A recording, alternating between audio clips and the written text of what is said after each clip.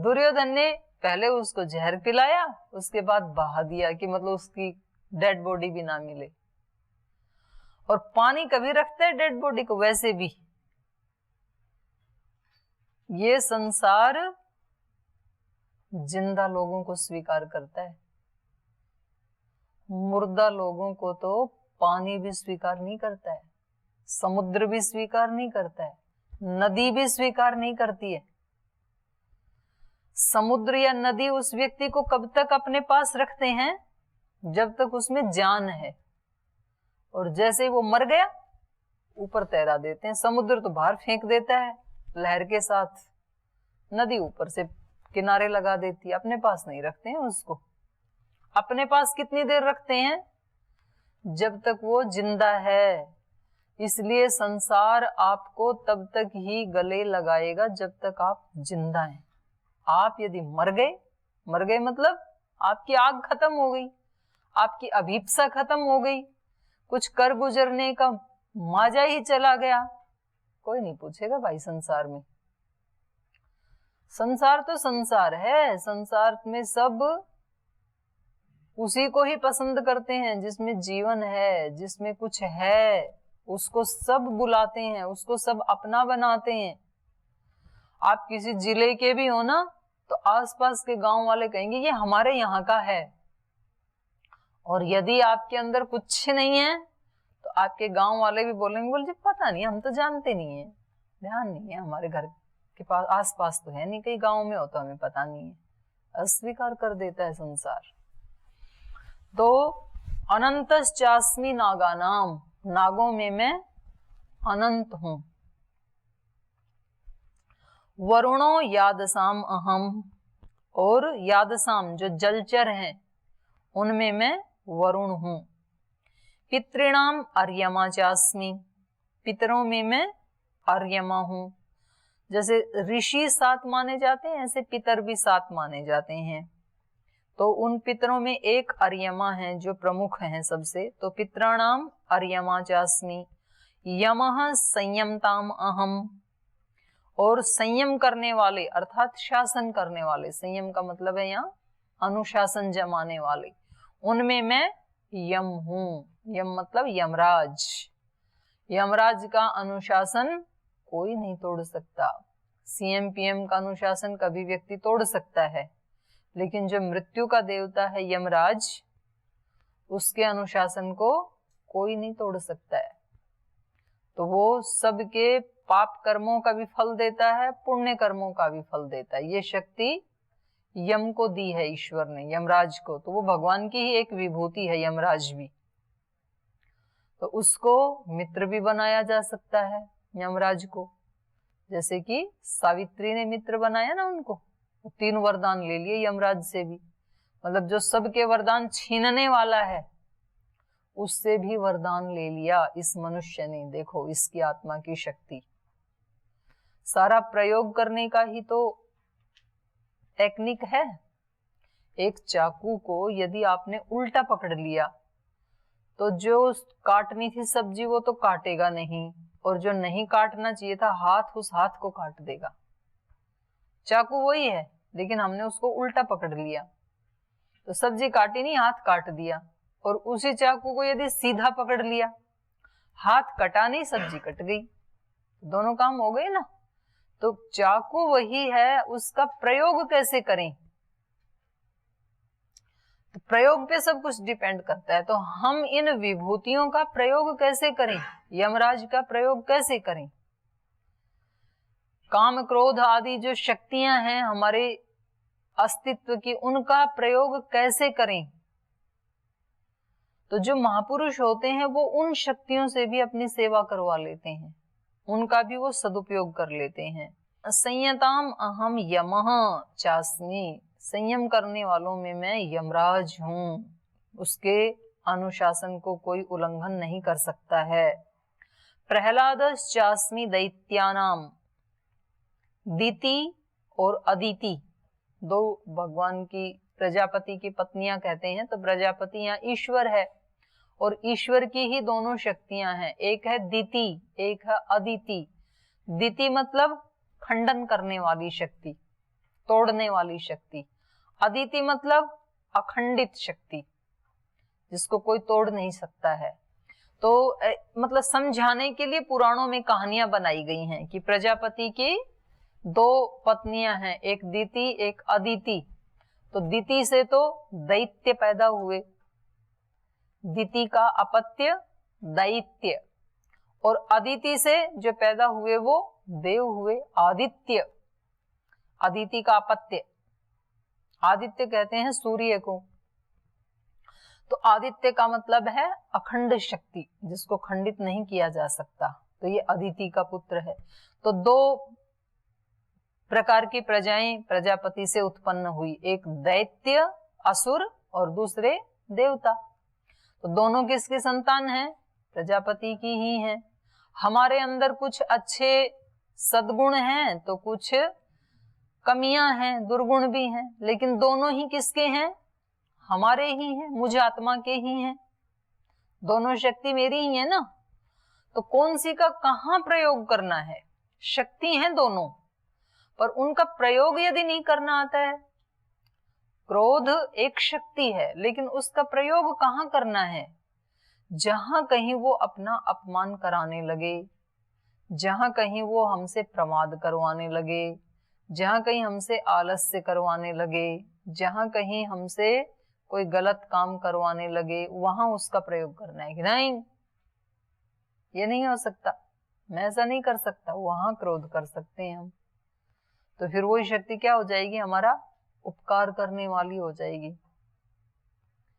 और वहां तो प्रीति करते हैं, और दूसरे के पास जो प्रीति करनी चाहिए थी ताकि वहां से भी प्रीति मिले, वहां फिर क्रोध कर दिया। तो वो शक्ति प्रयोग करनी नहीं आई हमें। तो दोनों ही दिति अदिति दोनों प्रजापति की ही शक्तियां हैं, और दोनों से 2 प्रकार की प्रजाएं पैदा हुई, असुर और देवता। तो देखो, असुरों में भी जो प्रहलाद थे, हिरण्यकश्यप तो दैत्य था ना, असुर, पर वहां भी उसके घर में भी एक भगवान को प्रेम करने वाला पैदा हो गया, प्रहलाद। तो ये क्या हो गई? भगवान की एक विभूति, क्योंकि वहां तो कोई काम ही नहीं है ना भक्ति का। असुरों में तो वो तो शरीर की भक्ति को ही भक्ति समझते हैं, उनके लिए शरीर ही सब कुछ है। खाओ पियो मौज करो, तो जीते जी इसको ठीक रखो, तो बोले हमने इस लोक को पा लिया है। और मरने के बाद भी वो प्रेत आत्मा है, उसका भी श्रृंगार करते हैं, तो बोले हमने ऐसा करके उस लोक को भी पा लिया है। उसके पास खाने पीने की चीजें रखते हैं, श्रृंगार की चीजें रखते हैं, नहाने धोने की साबुन तेल सब उसके पास रखते हैं।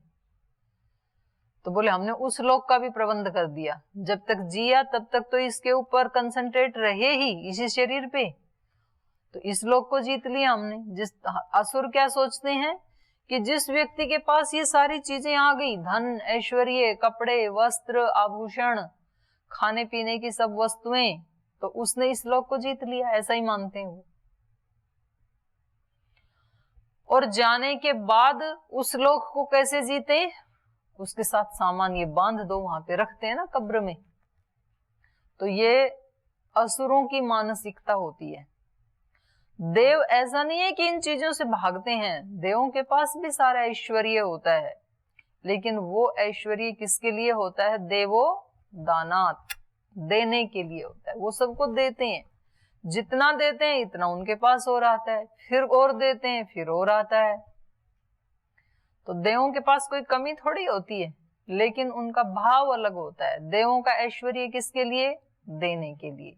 असुरों का ऐश्वर्य किसके लिए? भोगने के लिए। इसलिए हमारे यहाँ शास्त्रों में बताया, जिसको धन चाहिए वो दान करो। और धन केवल करेंसी नहीं होती है, सब प्रकार का धन होता है व्यक्ति के अंदर। अगर आपको आध्यात्मिक धन चाहिए तो आध्यात्मिकता का दान करो, दूसरों को भी दो। आपको बल चाहिए, बल रूपी धन चाहिए, तो बल का दान करो। आपके बल से सबकी सेवा करो, फिर वो और दुआएं देंगे, फिर हमारा और बल बढ़ेगा। और बल में सारे बल आ जाते हैं, शारीरिक बल, मानसिक बल, बौद्धिक बल, आत्मिक बल, सारे बल, विज्ञान का बल, वाणी का बल, लेखनी का बल, ये सारे बल में आते हैं। बल केवल शारीरिक ही नहीं होता है, इसलिए वहां उपनिषदों में नारद और सनत कुमार का जो संवाद है वहां पर उन्होंने बताया विज्ञान से भी बड़ा बल है। एक बलवान 100 विज्ञानवान को कपा सकता है, ऐसे कहा वहां पर। तो बल इसलिए बड़ा है क्योंकि विज्ञान तो केवल बौद्धिक होता है और बल अनेक प्रकार का होता है। धन दौलत का बल, सामाजिक संगठन का बल, राजनैतिक बल, ये सारे बल है ना। विद्या का बल, आत्मा का बल, चरित्र का बल, वाणी का बल, तो बल उससे भी बड़ा है। तो जिसका मनोबल कम है, जिसको मनोबल बढ़ाना है, तो वो दूसरों को मनोबल देना शुरू कर दे। नहीं नहीं, आप बहुत महान हैं, आप ऐसे हैं, ऐसे ऐसे करते करते उसका बढ़ जाता है, क्योंकि वो ऐसा सोच रहा है ना। तो वो जो मनोबल को बढ़ाने वाली शक्ति है उसके साथ इसका कनेक्शन कम से कम जुड़ जाता है, तो इसका बल बढ़ जाता है फिर। तो जिस धन को हम बढ़ाना चाहते हैं तो उसका हमें दान देना चाहिए। तो मैं ये बता रही थी कि देवता इसलिए देवता हैं कि उनका ऐश्वर्य हमेशा दान के लिए होता है, इसलिए वो भगवान की विभूति हैं। तो यहाँ पर प्रहलाद दैत्यों में उत्पन्न तो जरूर हुआ, लेकिन उसकी अनन्य श्रद्धा किसके प्रति थी?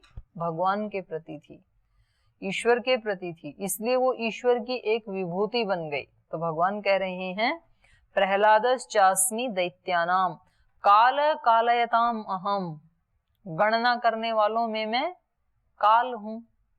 जितनी भी गणनाएं की जाती हैं वो सब किसके हिसाब पे की जाती हैं? काल के हिसाब पे की जाती हैं। मृगाणाम च मृगेंद्रो अहम, मृगों में मैं मृगेंद्र हूं। मृग का मतलब यहाँ केवल हिरण नहीं है, सभी जंगल के जो प्राणी हैं, तो उनमें सब में महान कौन होता है? सिंह। क्यों होता है सबसे सिंह महान? क्योंकि उसमें आत्मविश्वास कूट कूट के भरा हुआ है, इसलिए सारे उस पे राज करता है। जैसे हिरण है या भेड़ बकरी हैं, किसी रास्ते से गुजर रही हैं और आप वहां जा रहे हैं गाड़ी में, और आपने जैसे गाड़ी का एक हॉर्न मारा, तो हॉर्न सुनते ही आधी भेड़ बकरी इधर उधर उधर उधर भाग जाएंगे, पता ही नहीं कौन कहाँ गई, और एक आधी हो सकता है उसकी टक्कर में भी आ जाए। और जब शेर निकल रहा हो उस रास्ते से, तब आप हॉर्न बजाओगे? तो भाई साइड में लगा ले और शोर मत करो, श्वास भी धीरे धीरे लो, कहीं इसको श्वास का भी शोर ना मिल जाए। क्यों? दिख रहा है आगे, उनके आगे पों पों बजाते रहते हैं। क्यों? क्योंकि उनके अंदर स्थिरता नहीं है, धैर्य नहीं है, बल नहीं है। तो बलवान से सारी दुनिया डरती है, निर्बल पे सब राज करना चाहते हैं। उसके अंदर धैर्य है, वो चलता भी कैसे है रास्ते में, आहा क्या शान होती है। शेर निकलता है तो दूसरे साइड में खड़े हो जाते हैं। तो इसलिए वो उन सारे प्राणियों पे राज करता है। तो एक विभूति है ना भगवान की। तो जिस मनुष्य में भी जितनी एकाग्रता होगी वो बलवान होता है हजारों के बीच में। जिसकी एकाग्रता है, जिसने अपने आप को संयम किया है, दूसरे लोग उससे भय खाते हैं, भाई इससे डर के रहो रे, दूर रहो इससे, ये कभी बोलता नहीं है, जिस दिन बोलता है उस दिन छोड़ता नहीं है। तो जो जो अपने ऊपर संयम करते हैं, स्थिरता, एकाग्रता, ये सारे हमारे उस बल को बढ़ाने वाली विभूति होती हैं। इसलिए यहाँ पर भगवान कह रहे हैं मृगाणाम च मृगेंद्रो अहम, सब प्राणियों में मैं क्या हूं? शेर हूं, मृगेंद्र हूं। वैनतेयश्च पक्षिणाम, पक्षियों में मैं वैनतेय हूं, गरुड़ हूं। गरुड़ जो है विष्णु का वो माना जाता है ना, तो बहुत ऊंची उड़ान भरता है, व्हीकल है विष्णु भगवान का। तो उसमें सामर्थ्य बहुत ज्यादा होती है, तो वो किसी मनुष्य को भी लेके उड़ सकता है। तो सारे पक्षियों में जहां विशेष दिखा, जहां एक बल विशेष दिखा, उसको भगवान ने अपनी विभूति कह दिया। पवनः पवताम अस्मि, और पवित्र करने वालों में मैं पवन हूं। कोई चीज जब सड़ जाती है तो उसको कहाँ डाल देते हैं? हवा में डाल देते हैं। जैसे आपके वस्त्र में कभी स्मेल आने लगी, गीले गीले हैं, अलमारी में रखे हैं, तो क्या कहते हैं कि भाई इनको थोड़ा हवा में डाल दो, तो वो अपवित्रता को ले जाती है और पवित्र कर देती है। या वैसे भी कभी गीले भी नहीं है, वैसे ही बहुत दिन से वस्त्र आपके पड़े हैं अलमारी में, सर्दी के या गर्मी के, तो फिर पहनने से पहले क्या कहते हैं कि इनको थोड़ा हवा में डाल दो, हवा निकल जाएगी इसमें से। या कोई खाने पीने की वस्तु, दाल चावल कुछ भी खराब हो गया, तो क्या कहते हैं इसको हवा में डाल दो, तो थोड़ी देर के बाद उसकी दुर्गंध चली जाती है। तो हवा क्या करती है? हमें पवित्र करती है। और प्राण जो है वो तो है ही वायु से ही, तो प्राण वायु से ही तो हम अपने अंदर प्राण ले रहे हैं ना, और उससे ये सारा शरीर पवित्र है। यदि श्वास आना बंद हो जाए, ये अंदर ये पवन जानी बंद हो जाए श्वास रूपी, तो शरीर क्या हो जाएगा? फिर सड़ जाएगा। इसमें तो तुरंत ही, थोड़ी देर के बाद ही, मतलब एक दिन के बाद ही इसमें कीड़े पड़ जाते हैं। इसलिए शव को रखते नहीं है, या रखते हैं तो उसको बर्फ आदि में उसको इंजेक्शन आदि लगा के तब रखा जाता है। तो ये जो पवित्र दिख रहा है ना, जो हम नहा धो करके मंदिर में बैठते हैं और इसको पवित्र मान के और क्या क्या जो भी करते हैं, तो ये पवित्रता सारी किसकी है? प्राण की। यदि प्राण निकल गया तो ये क्या हो जाएगा? अपवित्र। तो इसलिए यहाँ पवन को क्या कहा? पवित्र करने वालों में सबसे श्रेष्ठ। पवताम अस्मि पवनः रामः शस्त्र भृताम अहम, शस्त्र धारण करने वालों में मैं राम हूं। शस्त्र तो बहुत लोगों ने धारण कर रखे हैं, लेकिन उन शस्त्रों की सबसे अधिक शोभा बढ़ाने वाले कौन हैं? मर्यादा पुरुषोत्तम श्री राम। क्योंकि वो तब तक शस्त्र नहीं उठाते हैं जब तक उसकी नितांत आवश्यकता नहीं होती है। समुद्र के पास पहले हाथ जोड़ के कहा ना कि जाना है, रास्ता दे दो, और सुने ही नहीं, 3 दिन उपासना करते रहे, तो फिर बोले ठीक है, तब निकाला बाण उन्होंने, तो फिर वो हाथ जोड़ के आ गया सामने। नहीं तो जिस व्यक्ति के पास जो चीज होती है वो फिर अमर्यादित हो जाता है। जिसके पास कोई पिस्टल है, कोई गोली है, तो पता है वो थोड़ी थोड़ी देर में उसको निकाल लेते हैं, तान देते हैं अगले व्यक्ति के ऊपर। किसी की मजबूरी का लाभ उठाते हैं शस्त्रधारी। कोई अकेले में जा रहा है रात में, कोई बैंक से निकला है अपना धन लेकर के, और इसके पास पिस्टल है, तो फिर क्या करता है? उसका दुरुपयोग, उसके तान देता है, सिर पे देता है कि बोल जी सब ले जाओ, मेरे को छोड़ दो। और ये पिस्टल छीन के ये व्यक्ति के हाथ में आ जाए तो इसका क्या बल है? फिर कोई बल नहीं है, फिर वो हाथ जोड़ेगा। तो ये है शस्त्र का दुरुपयोग।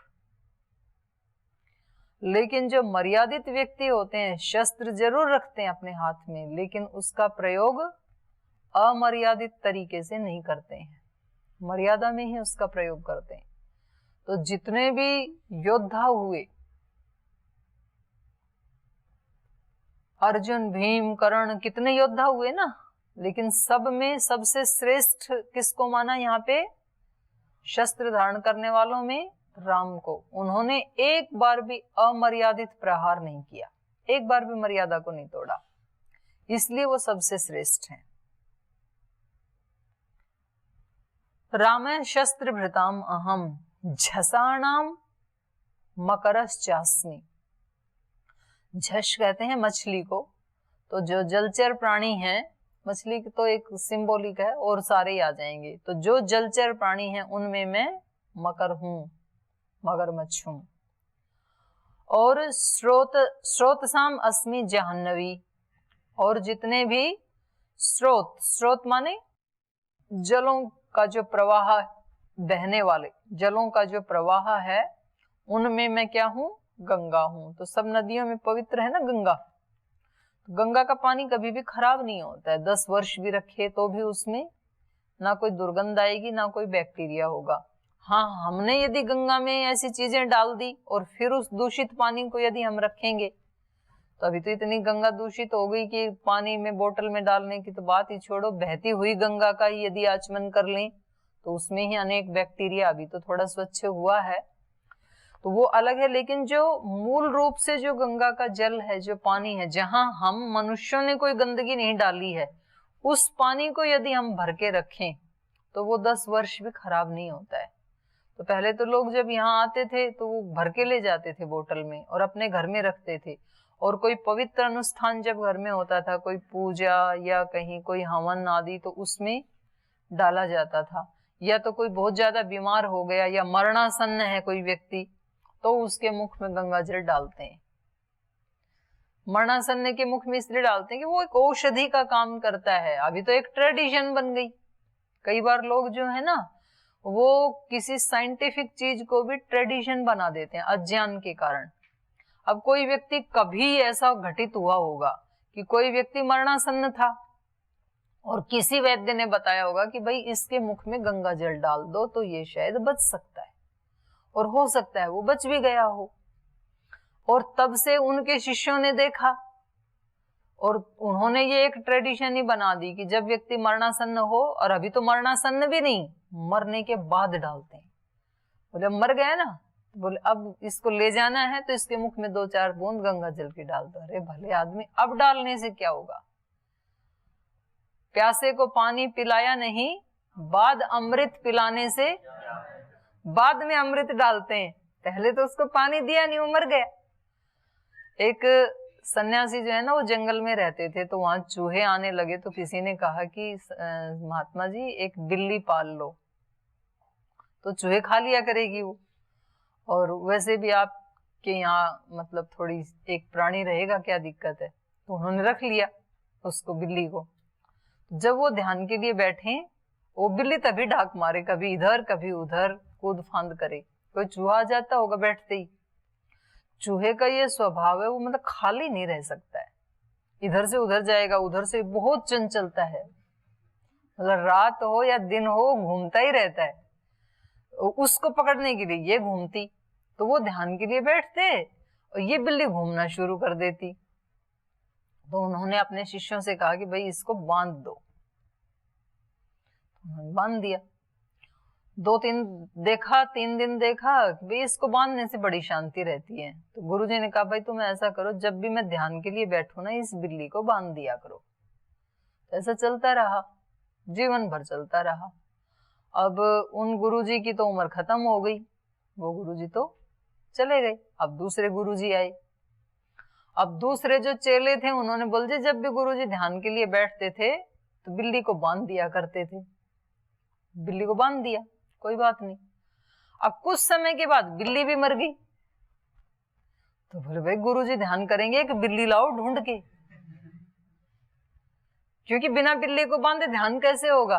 क्योंकि बड़े गुरुजी जब ध्यान करते थे तो बिल्ली को बांधते थे। तो अब और बिल्ली लाई गई, और उसके बाद तो परंपरा चल गई उस मत में, संप्रदाय में, कि जो भी गुरुजी होगा, जब गुरुजी ध्यान के लिए बैठेंगे, कहीं से भी लाओ, बिल्ली लानी है और वहां बांधनी है बिल्ली। तो ऐसे ही गंगा जल का चल पड़ा। ऐसे ये मतलब वो गलत परंपराएं ऐसे डेवलप हो जाती हैं। अब पहले वाले ने क्यों बांधा था, डिस्टर्ब करती थी। अब लाके बांधने का कोई तुक थोड़ा ही है, लेकिन दूसरों ने सोचा कि भाई ऐसे ही होता था, करते क्यों हो, बोल जी हमारे पूर्वज करते आए हैं, ये उत्तर होता है। अरे पूर्वजों ने क्यों किया था ये तो सोच लो। बिल्ली ने रास्ता काट दिया, अब आगे नहीं जाना, तो क्यों भाई, तो ऐसे तो हम अपने पूर्वजों से सुनते आए हैं। भाई पूर्वज जब चलते थे उस समय ये प्राणी ज्यादा थे, और वो अपनी बड़प्पन दिखाने के लिए कि भाई जब कोई प्राणी आ गया, कुत्ता बिल्ली, तो पहले उसको जाने दो, बाद में हम जाएंगे, इसलिए वो रुक जाते थे।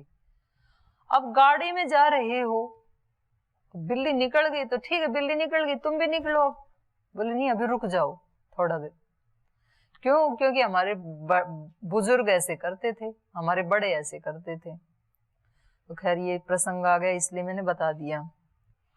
तो इन्होंने कहा झसाणाम मकरश्चास्मि स्रोतसाम अस्मि जाह्नवी, जो बहने वाले हैं, प्रवाह वाले हैं, वेग वाले हैं, जो नदियां आदि, उन सब में मैं गंगा हूं। तो एक तो गंगा वैसे स्वर्ग से उतरी ऐसे बताते हैं, और वो तो स्वर्ग ही है जो हिमालय है, वहां इतनी जड़ी बूटियां हैं, कोई पोल्यूशन नहीं है, और वहां इसका स्रोत है, वहां से इसकी उत्पत्ति है, तो वो तो वैसे भी स्वर्ग ही है, तो इसलिए सबसे श्रेष्ठ है। तो इसके जल में अनेक इस प्रकार की विशेष जड़ी बूटियों का समावेश होता है, तो उन जड़ी बूटियों के प्रभाव के कारण इसका जल कभी भी दूषित नहीं होता है। सर्गाणाम आदि अंतश्च मध्यम चैव अहम अर्जुन, यही पहले भी कहा था ना, जब विभूतियों का वर्णन करना शुरू किया तब भी तो यही बात कही थी। तो कह रहे हैं सर्ग के आदि में, अंत में और मध्य में मैं ही हूं। सृष्टि की उत्पत्ति किससे हुई? मुझसे। सृष्टि का अंत होकर के किस में लीन हो जाएगी? मुझ में। तो आदि में मैं हूं, अंत में मैं हूं, इसलिए बीच में भी मैं ही हूं। ये जो विभिन्नताएं आपको दिखती हैं, विभूतियां दिखती हैं या सामान्यताएं दिखती हैं, इन सब में मैं ही हूं, क्योंकि मुझसे उत्पन्न हुआ, मुझ में ही लीन हो गया। तो घड़े के बनने से पहले भी मिट्टी है, घड़े के टूटने के बाद भी मिट्टी सत्य है, तो घड़े के रहते समय भी मिट्टी ही सत्य है, यद्यपि हम मिट्टी को भूल के घड़े का गुणगान करने लग जाते हैं। सर्गाणाम आदिरंतश्च मध्यम च एव अहम अर्जुन अध्यात्म विद्या विद्यानाम वाद प्रवदताम अहम। विद्याओं में मैं अध्यात्म विद्या हूं। अनेक प्रकार की विद्याएं हैं, और विशेष करके यहाँ गीता में 2 प्रकार की विद्याओं का वर्णन किया, राज विद्या और राजयोग कहा ना, और अध्यात्म योग। तो एक राज विद्या कहा, एक अध्यात्म विद्या कहा। तो दोनों में अंतर क्या है? राज विद्या होती है सांसारिक उपलब्धियों के लिए, और योग विद्या या अध्यात्म विद्या, या इसको ऐसे कह सकते हैं, राज विद्या जो है वो भगवान के सगुण रूप की उपासना है, और अध्यात्म विद्या है वो निर्गुण रूप की उपासना है। राज विद्या कहते हैं, राजयोग कहते हैं अष्टांग योग को, यम नियम आसन प्राणायाम प्रत्याहार धारणा ध्यान समाधि, जो 8 अंग है ना, इसी को ही राजयोग कहते हैं। अभी जिसको कुछ मत पंथ संप्रदाय राजयोग कहते हैं, आपने जो प्राचीन ग्रंथ हैं उनमें उसको राजयोग नहीं कहा, राजयोग कहा है अष्टांग योग को। तो यम नियम का पालन, जैसे मानो अहिंसा, सत्य, अस्तेय, इनका पालन कब किया जाएगा? जब सृष्टि होगी, जब शरीर होंगे हमारे। भाई जब मैं भी हूं और दूसरों के भी शरीर हैं, तभी तो अहिंसा का पालन होगा। ऐसे ही सत्य किसके सामने बोला जाएगा? जब कोई दूसरा होगा। जब कोई है ही नहीं और मैं भी नहीं हूं शरीर में, तब सत्य का पालन कैसे होगा?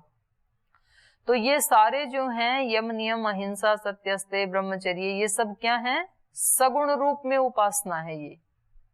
ये सृष्टि और शरीरों में और दूसरों के साथ ही इनका प्रयोग किया जाता है। लेकिन जो अध्यात्म विद्या है, अध्यात्म विद्या माने आत्मा के आश्रित निर्गुण। अब आत्मा की जो शक्तियां हैं, जैसे मान लो समाधि लगानी है, तो उसमें सारे बाहर के विषय समाप्त हो जाते हैं, लेकिन शरीर तो फिर भी रहेगा। तो वो किस में आ जाएगा? राजयोग में आ जाएगा। और अध्यात्म विद्या, आत्मा की प्राप्ति करनी है, परमात्मा की प्राप्ति करनी है आपको, आप बिल्कुल निरुद्ध अवस्था में चले गए, तो ये सारे पीछे हट जाएंगे ना फिर। तो आत्मा के जो गुण हैं उनको अध्यात्म विद्या कहा है। तो पूर्ण विश्राम व्यक्ति को कहाँ मिलेगा? अध्यात्म में। अध्यात्म विद्या विद्यानाम, क्योंकि हम सारी विद्याएं किसके लिए पढ़ते हैं? सुख के लिए पढ़ते हैं। और पूर्ण सुख कौन सी विद्या से मिलेगा? अध्यात्म से। इसलिए विद्याओं में अध्यात्म हूं। और प्रवदताम अहम वादः, 3 प्रकार के वाद पढ़े आपने न्याय दर्शन में, वाद जल्प वितंडा। तो बातचीत करने में सबसे श्रेष्ठ किसको माना? वाद को। तो जल्प और वितंडा को निंदनीय माना जाता है। तो ये प्रसंग आगे भी चलता रहेगा। आज यहीं पाठ को विराम देते हैं। ओम